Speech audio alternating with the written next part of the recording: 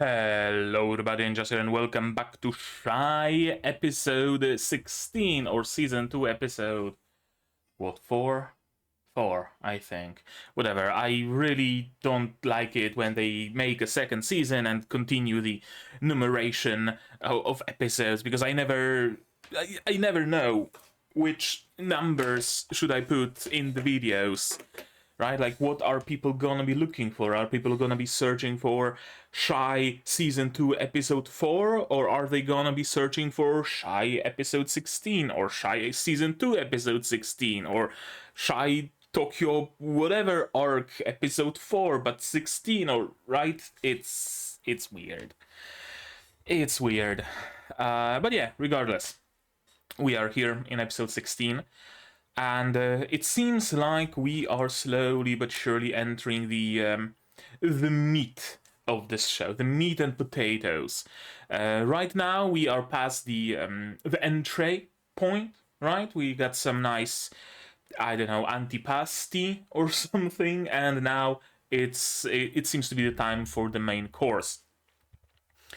In the previous episode, we continued from the previous episode, of course, and we learned a little bit more about Tokimaru and a little bit more about Ai Tennouji. Tokimaru is here to bring Mai back to the village because she's a princess of that village, essentially, and she's missing. And well, we we can have a princess missing, can we? The village also has that very strict, like, separationist thing where they just separate themselves from the rest of the world. But Mai doesn't believe in that as a value, right? She knows that, hey, as shinobi, ninja, whatever you call us, we're here to, like, help the people, help the world. We were the heroes before the dawn of heroes, but we know nothing about the world that we are supposed to save. And so she went out there, she wants to get to know the world, she wants to learn what she is to save, right? And we learn another bit of her agenda, if you can call it that, and that is finding some shadow within the world that her sword called out to her that she should, I don't know, fight, or right, something like that. That darkness, or again, whatever you call it, is within the Amalareik, apparently, which really makes me believe she is like Mai's counterpart. We even see her at the end, and they do look similar, for sure. And what else? Right, Mai's sword can apparently, like, read people and talk to her, or she can talk to it. And it got a read on Teru, very good read, including the fact that she's a hero. And that was, I'm not gonna lie, a little anticlimactic, right? Instead of that big reveal of Teru having to heart shift in front of Mai and, stuff like that, we got, oh, she's a hero. Okay, well, thank you, Opinel number 12. Thank you for telling me that she's a hero. Yeah, that's basically what we got instead. So a little bit anticlimactic, but it is what it is. She had no place to stay, so she invited herself over to Teru's, and she's gonna be staying there. She cooked some nice dinner because Teru wouldn't have been able to order pizza, because of course, social anxiety. And what else? What's her face? Iko. Yeah, Iko, of course, would not have it, right? Iko, of course, also came over, also invited herself, brought some games, and we're having a nice all-girls sleepover at Teru's. And that's basically the, like, long and short of what happened on like, Teru's part, right? We got the reveals from Mai. We know that she's after Amalareik. She knows the name of Amalareik, right? She knows who she's after exactly. She doesn't know why precisely, I don't think. But she knows that this is where she is supposed to go because she feels a tug in her heart or whatever. There's the bit also where she had like a surgery on her heart, or no, it wasn't surgery, was it? Was she like attacked and her heart was damaged? Something along those lines, right? Something happened to her heart in any case, which is what leaves her so frail that she needs rest after swinging her sword around. And something tells me that we might be going for some of that like Last Dragon kind of vibe where she has half the heart and her Amarariku counterpart has the other half, and they will merge, and she will get the full heart, and she will be the yin and the yang, and maybe something along those lines. I don't know. So far, with a sample size of one being Pepesha, it seems like whoever meets with their Amarariku counterpart and works through that meeting and maybe defeats their counterpart or makes peace with them or whatever is supposed to happen, only comes out stronger for it. Be it mentally, like Pepesha, she didn't get any like boost to her strength or anything like that, or maybe even physically. I don't know. We'll see how it goes. We have a whole slew of episodes to go through, so I'm sure some of those things will be touched upon at least a little bit. And yeah, of course, there was that, like, I'm not gonna call it the latter part of the episode because it was just like the tiny little tail end of it. We were introduced to another character. I forgot her name, but she looks very much like Mai, and she is under Stigma. And I like her very much because she's like the no nonsense kind of person. Stigma is all like, oh, we're family here at Amalareik. We're fighting for an ideal. You, of course, also want to help us free the people's hearts from the shackles of the heroes, and his entire marketing spiel. Meanwhile, she's like, yeah, no, I mean, I'm just your tool, right? Like, you're using me, just give me the fucking order.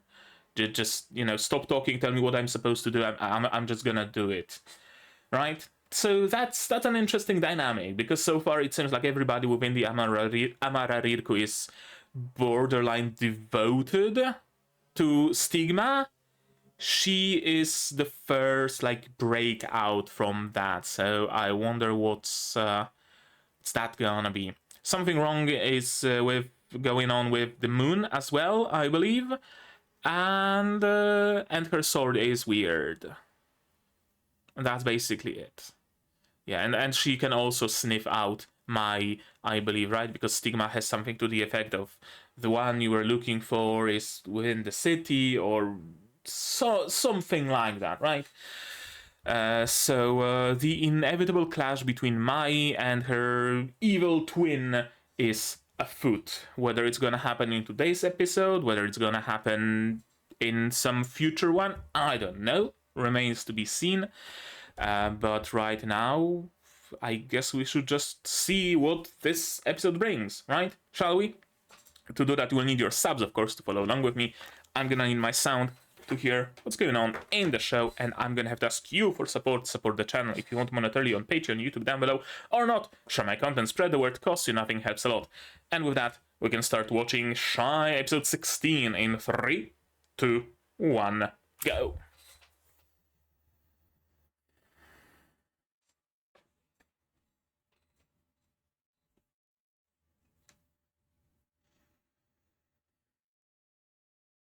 That's the crack of dawn.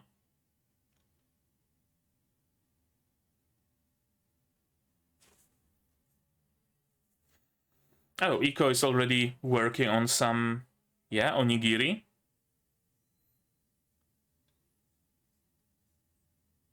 Ai, not Mai. I'm gonna be getting them confused.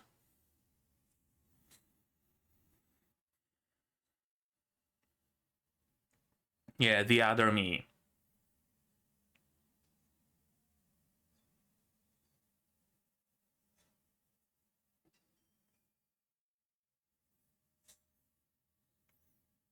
Ah, it burns!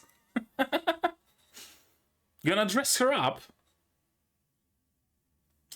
Alrighty. Well, I would say that dressing up for that is counterproductive, but you do you.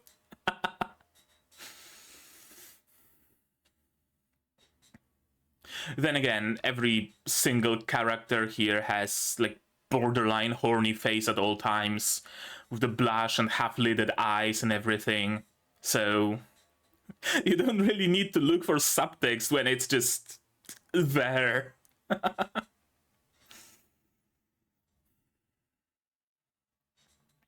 Oh, yeah, I was scared for a moment that I'm not recording. I am. Good, good. I did not do a goof. Yeah, I think that's a little bit better. White balance, isn't it?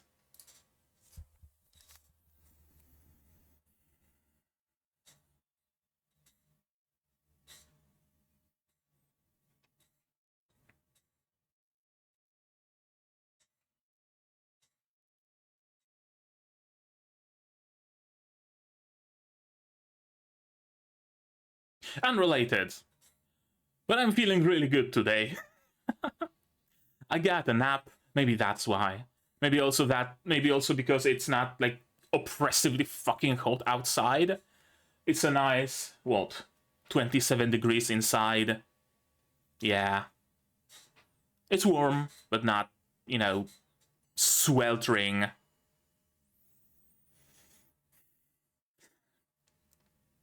I mean, not all of them, but...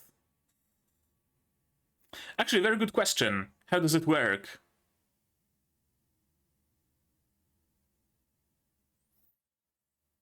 Sure. Like my bowls.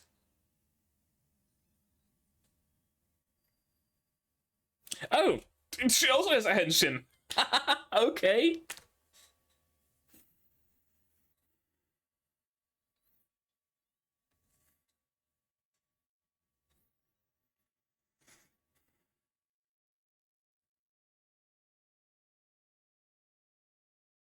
Hmm? A game of sword?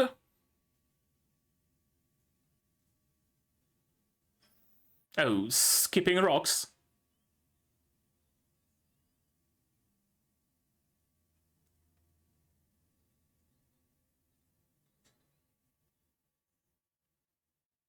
Oh?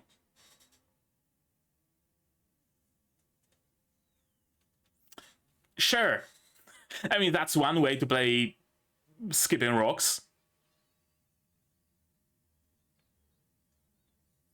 Yeah, just ninjutsu. Hmm. I mean, assuming rocks have a heart, then Teru should have no problems. But I somehow doubt that they do. Why are you half naked?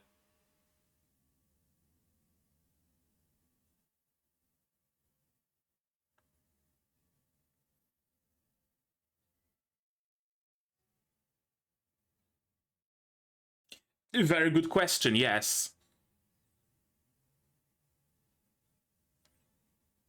Oh, playing in the... bathing in the river. Was it a gift from you, perchance?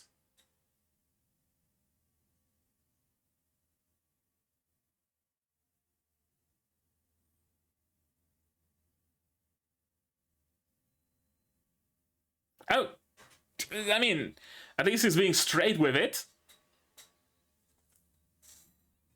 Nice to see that he's not doing the, blushing maiden routine. That's refreshing, gotta say.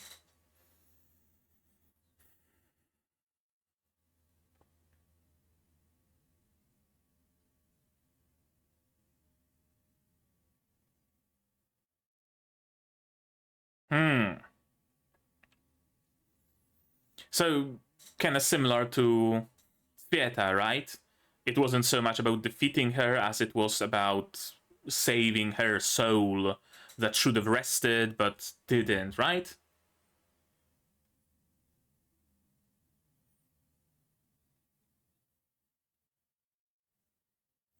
Why did the rock want to go to the other side?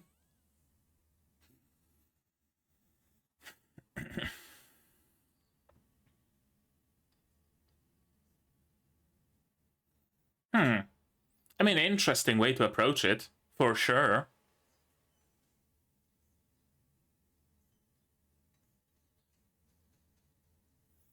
Easy. Yeah. All the matters of heart, Peru gets. Yeah? You're a falconer.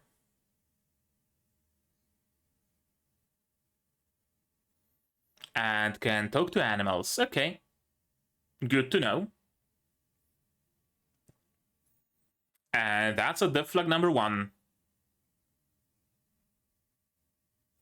Number 2, actually. Like, devotion itself is flag number 1.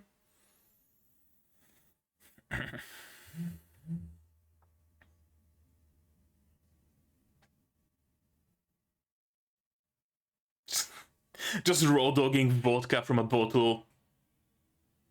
Of course. That's our Pepesha.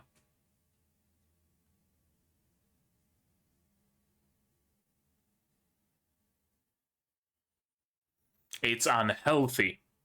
Yes.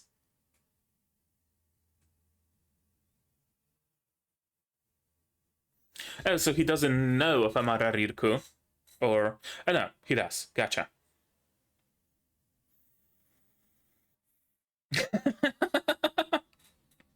Destroyed.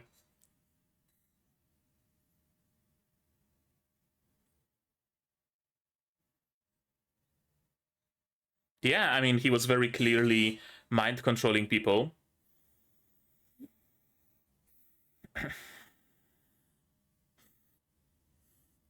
Yeah.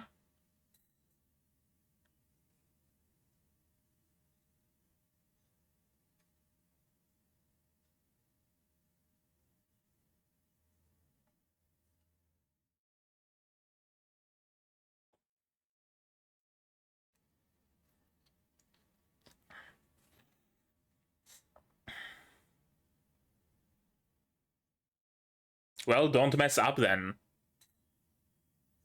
What would be the worst, actually? I mean, the worst would be obviously Stigma winning whatever is the game that he's playing, right? But I mean, hey, that's something.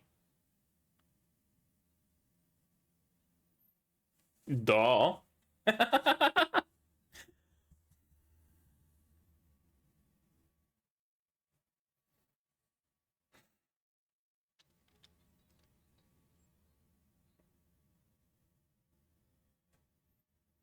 Oh, you never were in Tokyo? Interesting.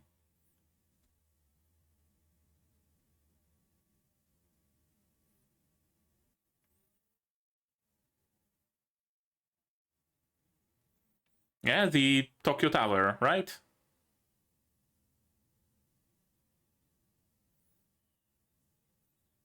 Utsura, that's her name.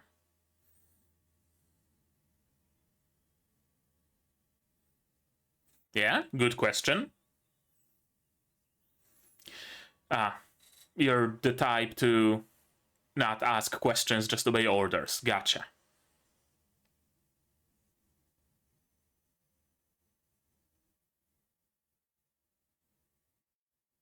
Oh? Her spidey senses are tingling?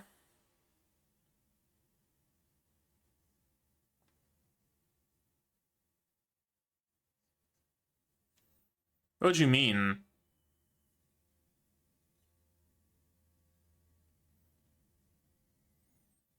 That's a cool effect. It's like a large scale Amalareik.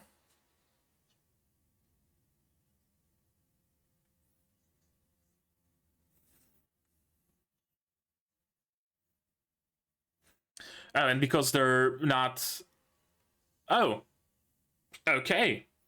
I was expecting zombies, but I guess we get like shadows that are kinda like zombies. Yeah, that's the exact same black sphere that Stigma caused at the orphanage, right?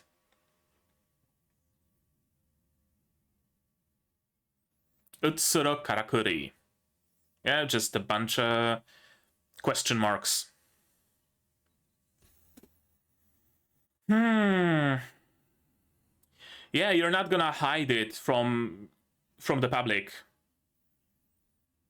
This happening at a smaller scale at some backwater orphanage in rural Russia is like, nobody's gonna notice. This, though, I mean, everybody's gonna see it. You should be able to recognize it, Pesha.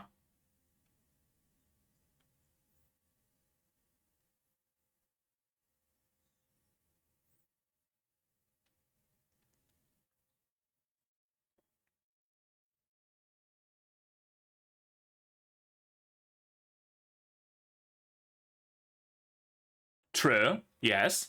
Maybe they want you inside. Maybe they want you to attack it, right?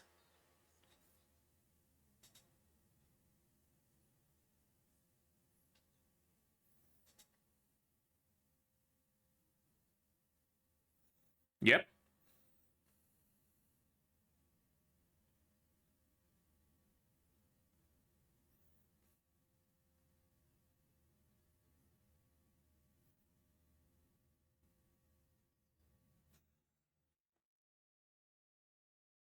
That's a very hot-headed approach. Admirable, yeah, but hot-headed and might get you in trouble.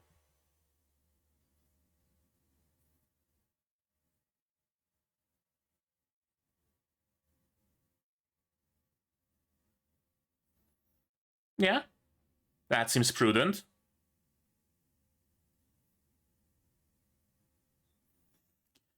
So, who's infiltrating? I'm gonna assume Teru, Pesha, and Pils.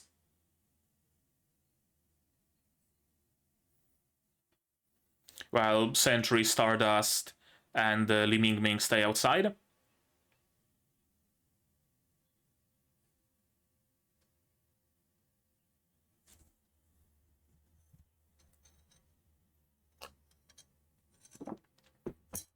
Teru. Yep.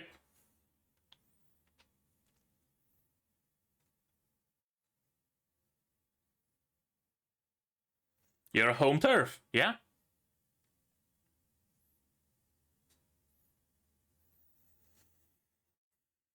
True.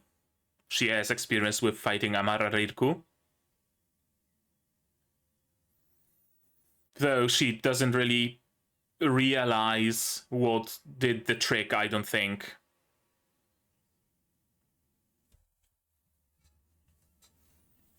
Oh, Pesha staying on the outside.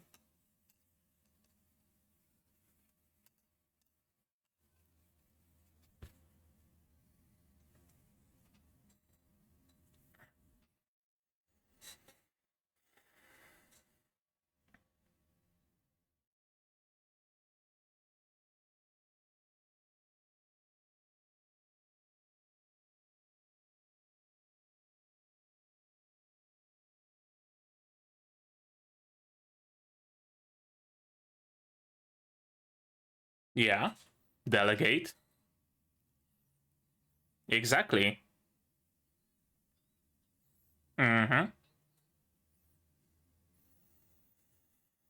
Your job is to figure out what the team needs and provide the team with it. You're not asked to be the be-all and end-all of the team, right? Wanna join? Probably not, but I mean, you were chosen. I mean, we know that she can do it. She's the protagonist here, and she has, amounts of power of various kinds inside of her that she doesn't even know, but she can tap into if push comes to shove.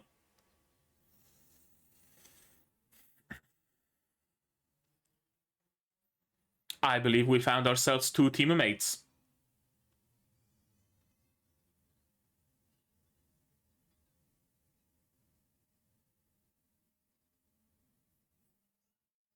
Like you did to the skipping stone, right?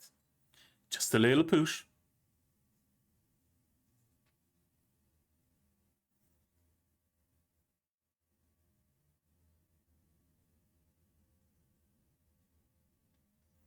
Yeah, okay.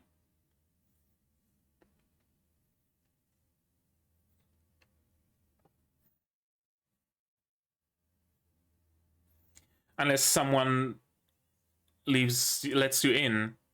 Shan, what sort of a honorific is it?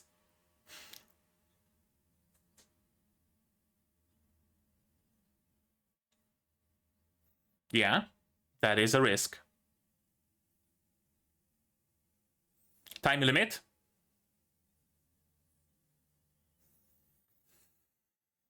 Yeah, time limit seems prudent.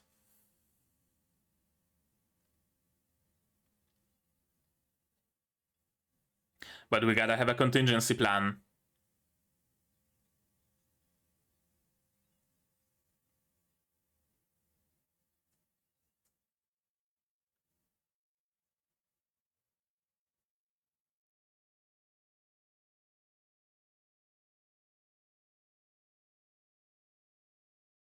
Hmm.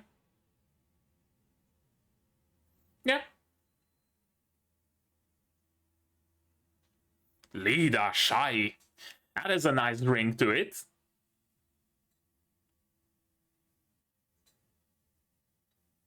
Yeah. She's, facing her issues and working through them instead of just giving herself up to them.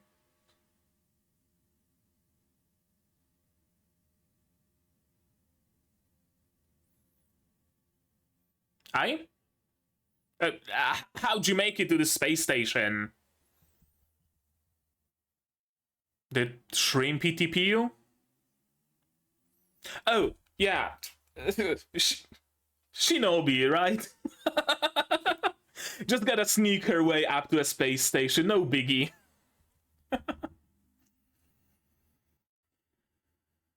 She lied. Yeah.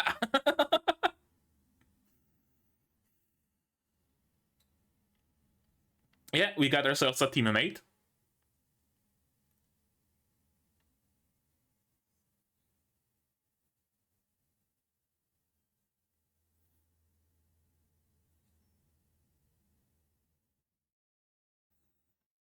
I mean, she actually is the only one who has a weapon here, isn't she? So, she legit is the only person who can cut her way in. She's dragging herself in. Hmm. Potential for being a hero perchance? Or is it like a potential of all shinobi seeing how they're essentially proto-heroes?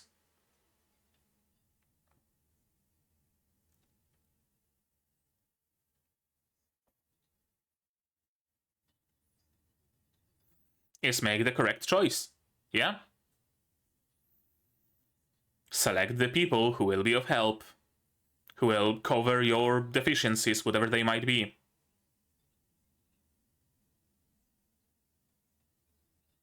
And another push. Literally and figuratively.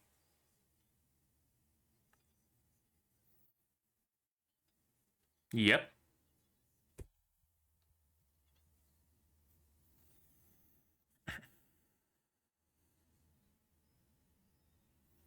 I don't know why, but I was expecting the team to be like 3 people, but apparently it's 5.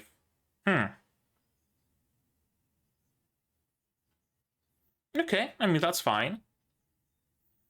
I don't know why I was expecting 3 people, to be honest.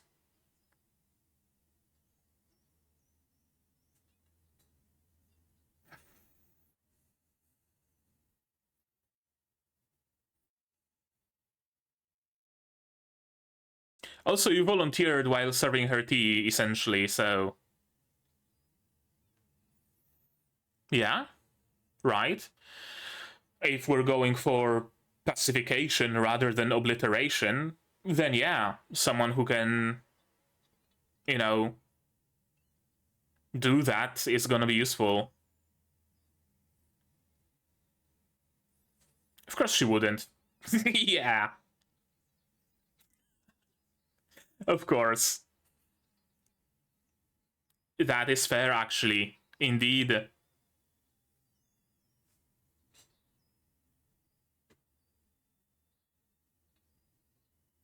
Stand proud.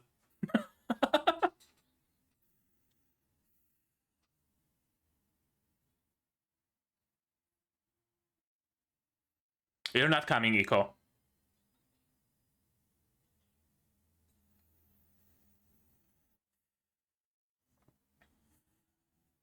Ah, here's our squad. And credits. Yep. Exactly. Well, credits ending. Okay.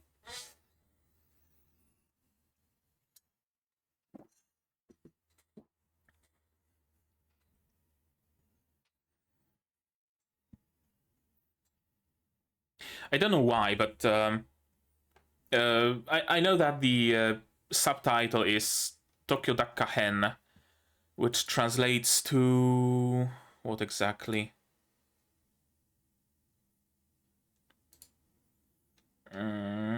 Tokyo Dakkan-hen. Yes, I know that it's second season. What's the translation of the title, though?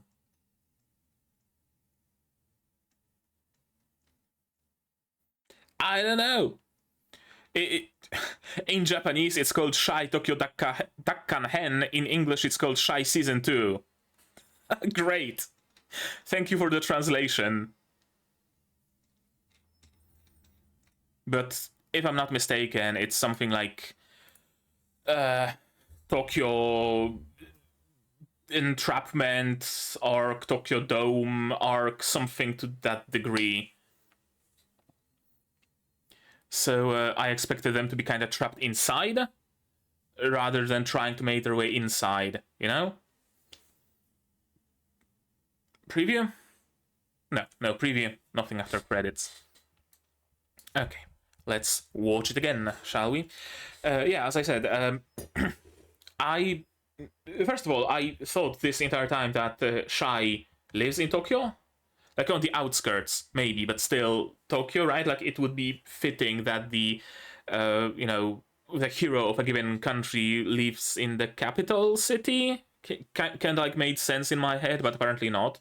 Apparently, she maybe lives in one of the towns that make the Tokyo metropolitan area or something like that, maybe, or somewhere else entirely. I don't know. But yeah, I thought all this time that she lives in Tokyo, and that the entire plot is going to be that Shy, maybe like Shy, Eco, of course, I maybe by accident visiting Pesha, Century, and Stardust, right? They're visiting, they want to talk to Shy, they want to hang around, they visit her, and then the dome is created and they are trapped, and nobody on the outside knows what the fuck is going on, and they don't know what the fuck is going on, and they have to figure out what's the source of the dome, of the barrier, and get outside, right? I thought it was gonna be something like that. But apparently not. Apparently, the sphere, the dome, only encompasses a part of Tokyo, like the parts around the Tokyo Tower, not even the entire city. And they are not inside. They are trying to make their way inside. Yeah. I mean, like, don't get me wrong. Nothing against it, nothing for it. It's just I was under the impression it's going to be something else. I'm fine with it being the other way as well. 9 a.m. I mean, 9 a.m. is like a perfect sleepy time, so especially with like blackout curtains, you don't even know what time of day it is. Iko and Shrimp are making some onigiri. Yeah, reported to Unilord. Good. Good. I'd like for us to get to know each other better, she says, blushing and grasping Teru's hand.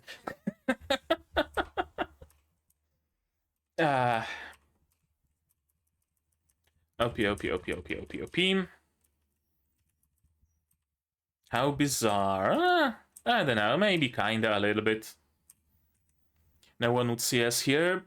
There is presumably a road going up that retaining wall. There is a road going down that bridge, so chances are someone would actually see you. You should probably have gone into, I don't know, deep into the forest or to some abandoned shrine, or hell, stay inside of Teru's place, right? That would be the best way to hide. But apparently not. We don't get a full henshin because it's technically not a henshin, and did we even get like full proper henshins? In full proper in the sense of henshins like in Symphogear or Madoka or wherever? I don't think so. I think it. Yeah, I don't think so. I think all of the henshins are basically just snap, snap, glow, change, right? So, actually, yeah, snap, snap, glow, change. Exactly. So she got a proper henshin by the standards of this show, so to speak, with a pose and everything. And her henshin isn't of magical nature either. I assume she throws the smoke bombs and then simply changes her clothes really fast. Henshin spell. A game of skipping stones, but a ninja style, so you also gotta treat them like shurikens.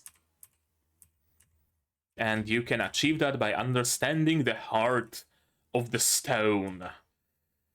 Interesting for sure that you can treat even inanimate objects as if they had a heart. I wonder if that will come into play, right? I mean, Teru's powers are the powers of the heart, essentially, as much as they are the powers of the fire. So I wonder if there's gonna be a moment of, like, I don't know, Teru actually connecting with a rock, throwing it, and the rock making a like physically impossible curve and hitting someone, or something like that, or Teru being able to I don't know, convince Evil Mai's sword to not strike her, or something like that. Actually worth noting down, I would say. It really seems like essentially the next superpower of the heart to give Shy.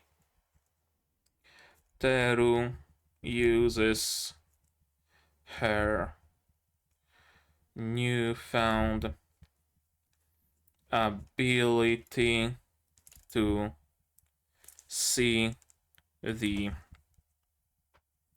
hearts of inanimate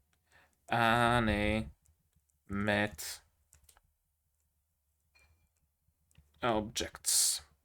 Yeah, for, to some end, probably helping her in battle, probably saving someone, something like that. He's shirtless. Yeah, because he was taking a bath in the river, apparently. Yeah, of course it was a gift from her. This is, like, refreshing, really. Did someone you like give it to you? Yeah, you. Just, open with it. Not blushing, not making a scene of, what, you can't even remember? Or not going like, yes, someone I like, yes, but I'm not gonna tell you who, right? None of that. Yes, someone I like gave it to me. It was you, actually.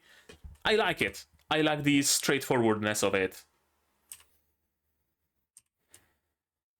No matter what path forward you take, only chaos awaits. This must be fate. I'm the only one who can save her soul. So it seems like she knows, basically, who she's facing. And the only one who can save her soul, probably. Again, if we are to follow our sample size of 1 with Pesha and Svieta, then yeah, the only one who can save the poor Amalareik's soul is their good counterpart, or overworld counterpart, or whatever you want to call them, right? It's not just up to your hands. You first need to realize that the rock also has a heart. You find one that wants to get to the other side, and then you help it.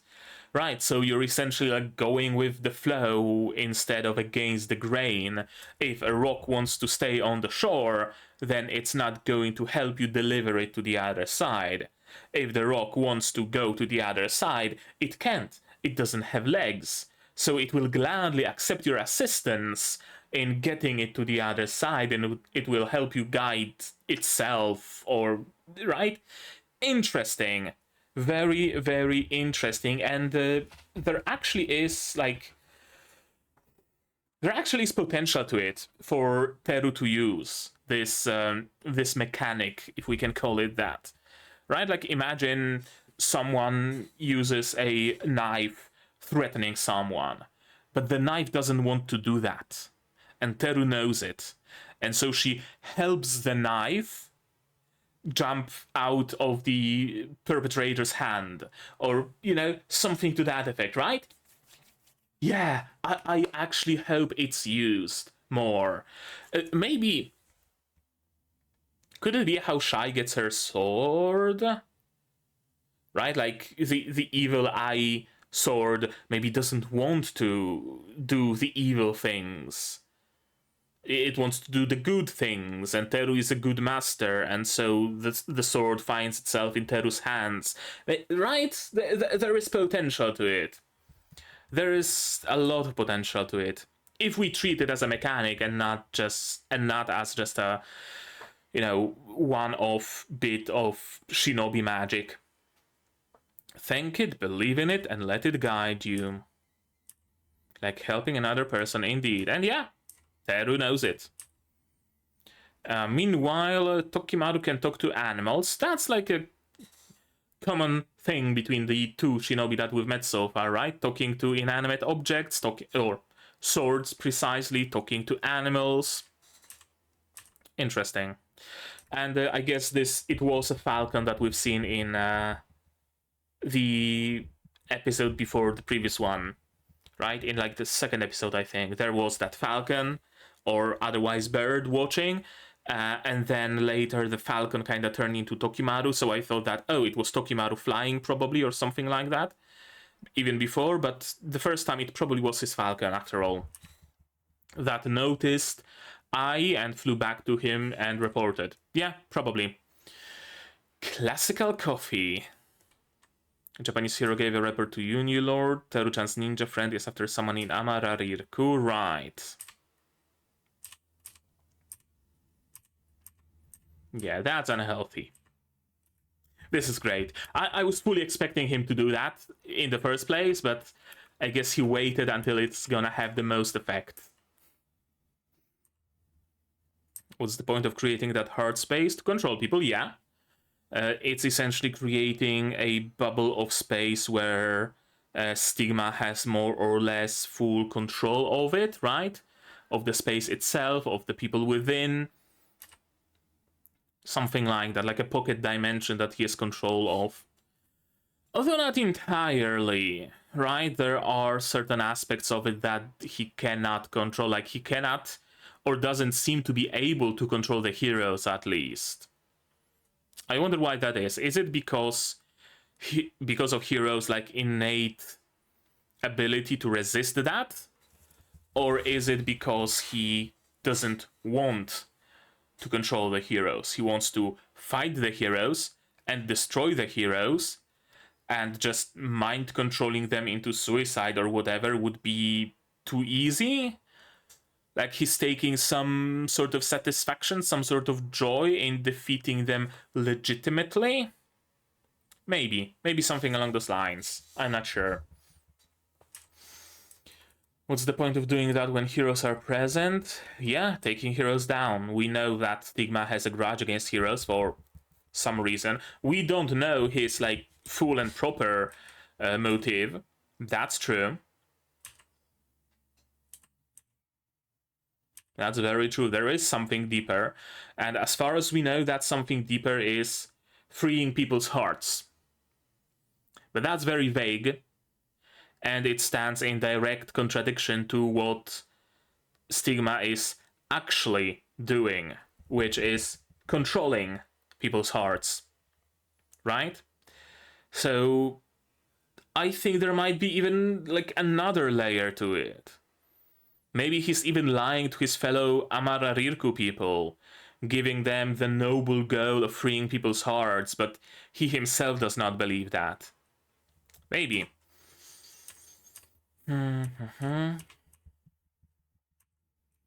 Get one rock. I mean, one rock was... It's like already good, I'd say. Just use the train. I mean, duh. Easy. Simple. Tokyo seemed pretty lively. Yeah, here I thought that maybe they're gonna decide like, you know, it's the summer vacation. Ai Teru never was in Tokyo, and that tower sounds really fun. And I also wanted to experience the world, and where better than in a big city. So, you know, let's take a train and let's go visit Tokyo. Why don't we? Let's go to a I don't know, to an aquarium. Let's go to the Tokyo Tower. Let's go to Akihabara and stuff like that and have fun. And they go, and then the sphere happens and traps them inside, right? And Pesha, Sentry, and Stardust are in a cafe in Tokyo, perhaps, and they also get trapped, right? And we have like two separate teams of heroes who just kind of have to find each other and regroup and fight their way out of the sphere. That's what I thought it's gonna be. I really like this like weird, those like lines on the shading.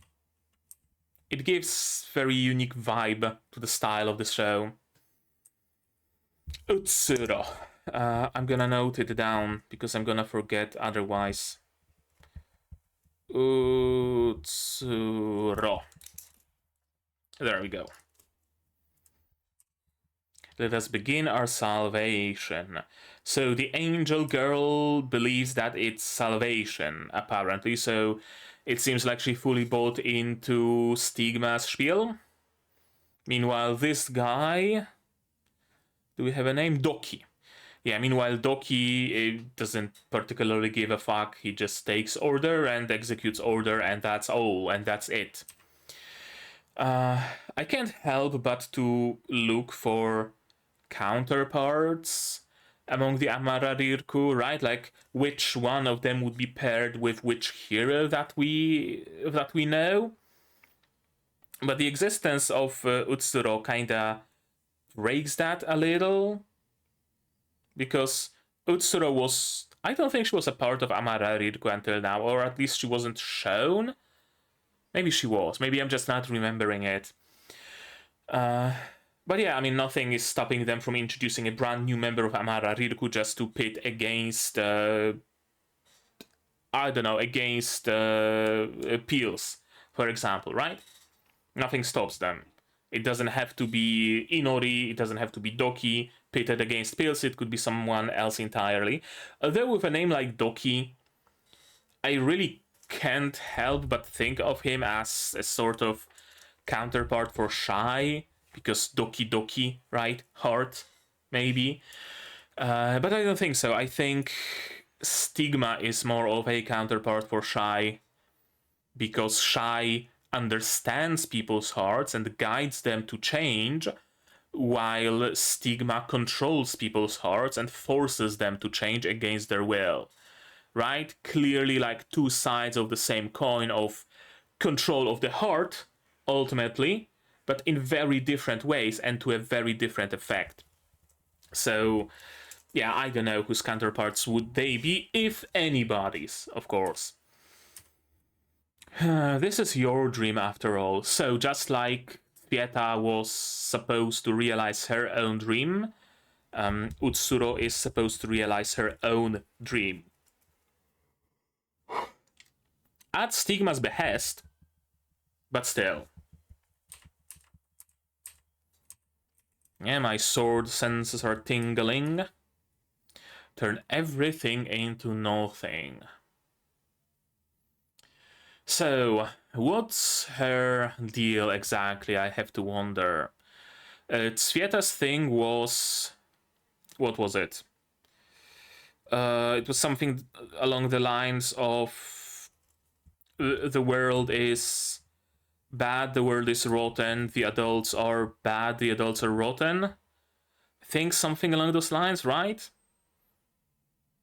What would be her issue?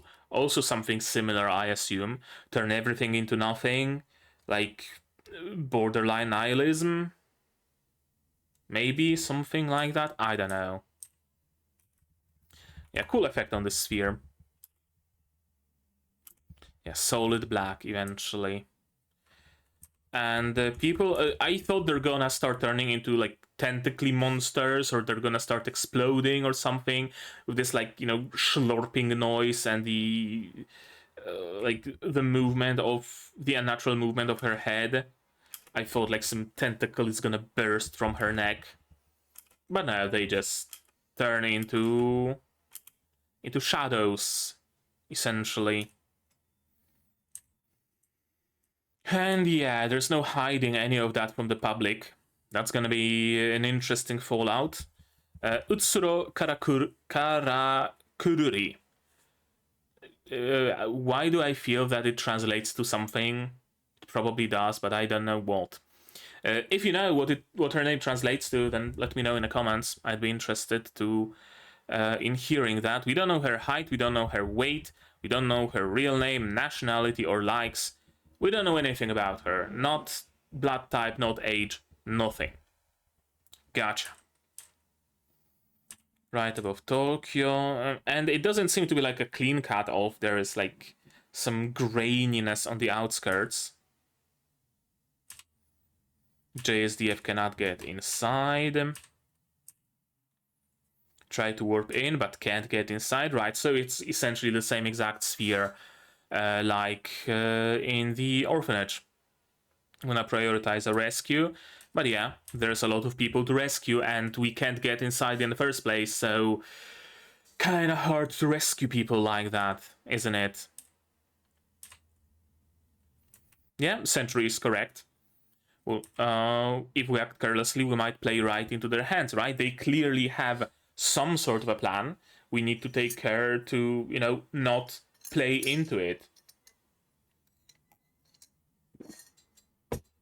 Maybe their goal is to lure the heroes in there, right? Maybe their goal is to rip out a chunk of Tokyo and send it to space. Maybe their goal is to, I don't know, any sort of impossible to imagine thing, right? We gotta be careful, indeed.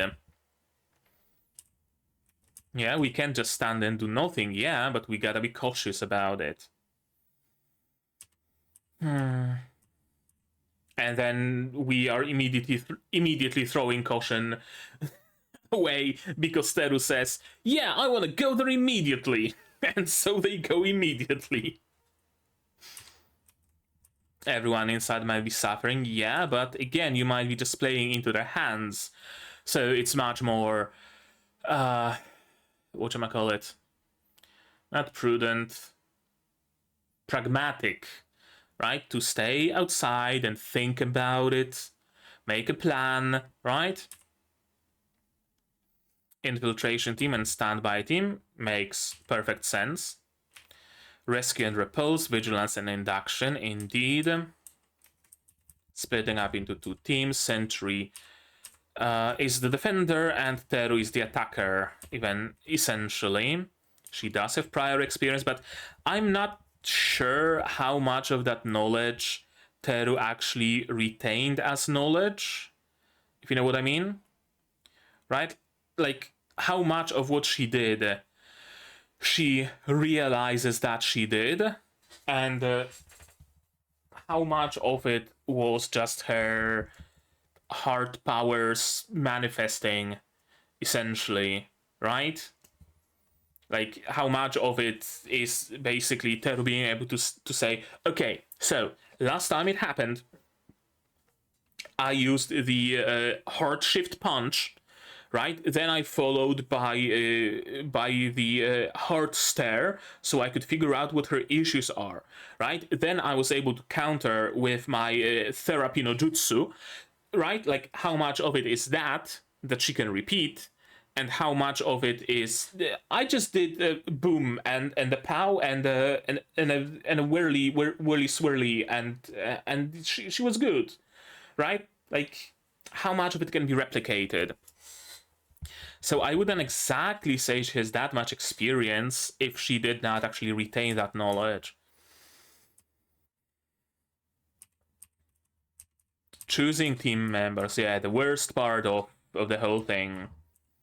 Well, she's getting a lot of support from everybody, of course. Yeah, that's what a leader is. Leader picks who they need. Leader delegates the work. If leader needs someone special for the team, they don't try to fill that position themselves. They are here to pick the best person for the job. That's what a leader is.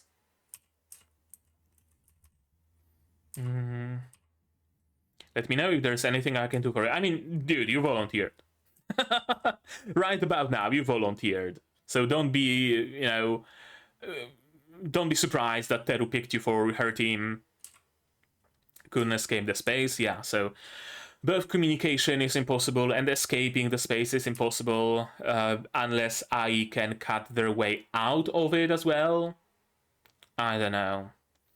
If I'm not mistaken, though, they were not able to leave the space not because there was like a solid barrier, but rather that there was some sort of a like a loop, right? You fly through on one side of the sphere and then you get teleported to the other side and you fly out on the other side, right?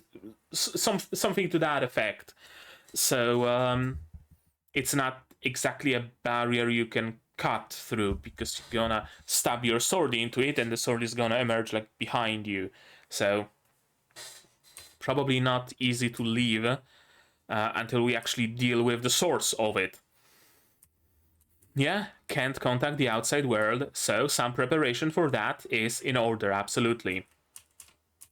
Should we not make it out? Yeah. We need a second team in case I went down in there. And, I mean, this is kind of vague, because how are they going to be able to tell that you went down, right? Unless Unilord has a way to check if a pair of bracelets is active or not, or something like that. We know that communication is impossible, so I don't know, Pesha wouldn't be able to call up base and say Teru down, right? So I really think they should have established like a time limit, right? Like, if I don't solve this problem within like 3 days or a week, yeah, let's give ourselves some leeway, like a week. If I don't do that, send in another team, but know that something happened to us, right? Something like that. Most important is the lives of civilians, of course. Come back no matter what. Oh, she will. She absolutely will. Yeah, of course, we're taking Ai with us at the invitation of the Unilord, because Ai apparently can cut through the barrier, or so she claims, and she has a Sakura petal in her eye. Interesting. Why would it be? Maybe to contrast with whatever her evil twin has in her eye, assuming she has anything. I don't think we've seen anything in her eye, just besides her eyes being generally dead. Special powers of the heart. You could say so. Like, she sees the heart of sword and the heart of inanimate objects in general. So some sort of a hero-ish powers, which would lend credence to my belief that shinobi are like proto-heroes. Maybe like lesser heroes in that they don't have henshin or bracelets or particular special superpowers, but they are like close. Again, they are the clan of Robins to the clan of Batmans, essentially. She wants to help out too. Yeah, we got a first teammate. Pesha, Fields, and Li Mingming. Pesha because she's powerful and because she has experience. Li Mingming or Mianglong because he has the strength not to harm. He has the strength of kindness, right? He didn't attack the monkey, even though it stole his lunch. He saved the monkey despite it stealing his lunch, right? That was shown very well at the beginning of this season. And Pierce, of course, and she's, offended that she wasn't the first one you asked for help. The best tsundere. Yeah, we're not taking Iko. I kind of wish she introduced Ai to the team, right? Or said a couple of words to her or something like that, but I guess they're gonna get to know each other in the trenches. Let's go. To be continued. Yeah, to be continued in the next episode, and this is Utsuro indeed. A lot of swords. I wonder why so many swords. It looks like a sword graveyard, kinda. I don't know. We'll see in the future. Yeah, we'll see in a very near future because the next episode is coming out in 4 days, apparently. I'm kinda late with this one, but I had a busy week and it is what it is. But yeah, there we go. Oh, well, that was a black screen for a moment. So, to sum it up. Yeah, this episode is essentially what I thought it's gonna be, which is the beginning of the, proper story here, right? Like, so far we had the entree, as I said. And we had the antipasti, we had some dry wine, stuff like that to prepare our palate for what is to happen.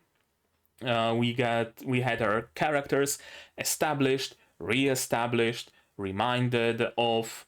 We know more or less who's the villain again. We know more or less the goals of all sorts of people, or at least in this case, we don't know the goal of Utsuro exactly. Besides that, emptiness, vanitas vanitatum et omnia vanitas, right? And this episode gives the beginning, the start to the actual arc, which is reminiscent of how the first season was, right? The first season was also a couple more episodes than here, of just getting to know characters, having some slice of lifey moment, fighting some lesser monsters and stuff like that, and then we got the arc, capital A, and this is this moment here in this episode. Anything else about it? I'm not particularly afraid for our heroes. I really don't think it's the kind of a story that would have any heroes actually die or suffer particularly much. So I'm not worried about, I don't know, Peels sacrificing herself to save some civilians or anything of the sort. We're rather safe in that regard. I really wonder what's the deal of what's Utsuro's deal, right? Like, Zvieta's thing was kind of sort of clear, right? Like, the grudge was clearly visible, and a way of dealing with that grudge made sense in the context of what it was. We really don't know much about Utsuro besides her being Ai's evil twin, evil counterpart, whatever you want to call them. We don't even know who she is. Is she Ai's mother resurrected like Zvieta was? Is she Ai's long lost sister? Is she Ai's just clone created from her heartstring? Or, right? Like, what is she exactly? Because that will dictate, I would say, her goals to some degree. Like, for example, if she was a disgraced sister that was banished from the clan for something, right? Then we have a clear grudge, and we can form a theory that she's all about the nihilism and turning everything into nothing because clan was all she cared about, but now that she doesn't have a clan, she has nothing, and so nobody should have anything. And right, like you can form some sort of a prediction, for the lack of a better term. But we don't really have many details, do we? We also don't know much about her her helpers, right? Doki and Inori. I'm gonna be interested in seeing more from them. What's their deal exactly? We learned a lot about Kufufu, or a lot, plenty. We still don't exactly know what's like Kufufu's deal fully. We don't know where Kufufu comes from, but we know that Kufufu wants to bring smiles to people and has like borderline fourth wall breaking powers and stuff like that. It's gonna be interesting to see what's Doki's deal besides being an angry demon with punch gauntlets, and what's the deal with Inori? Why does she believe that she needs to, like, I don't know, rapture people and grant salvation and stuff like that? I mean, the imagery is clear, very angelic, but what exactly is hiding behind it, right? Because it seems like every Amalareik has like a second layer to them. Like they want to do a thing, but they do it in a twisted way, right? Like Kufufu wants to bring smiles to people's faces, and in Kufufu's eyes, bringing a smile to someone's face is blowing them up, because the bomb was pig-shaped and it made oink oink before blowing up, and that's funny, isn't it? Why are you not laughing? Why are you angry at me? That's funny. Do you people not know smiles? Do you people not know laughing? I fucking hate your guts because you don't know how to laugh, right? Like, this is Kufufu's deal. So I wonder, what is it about the salvation? Is it similar to what Peltrola in Sentai Daishkaku claimed?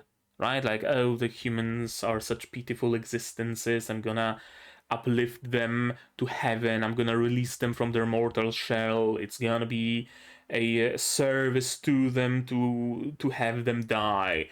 Right? Maybe something along those lines. We'll see. We'll see in future episodes, and as I said, we're not gonna have to wait long for them. But right now, I'd say that's gonna be it from me for today, but maybe you guys have something more to add on the topic of this episode, my reaction, my theories, stuff like that. If so, say so in the comments down below. No spoilers, please. Spoilers can go to my Discord here, also in the description.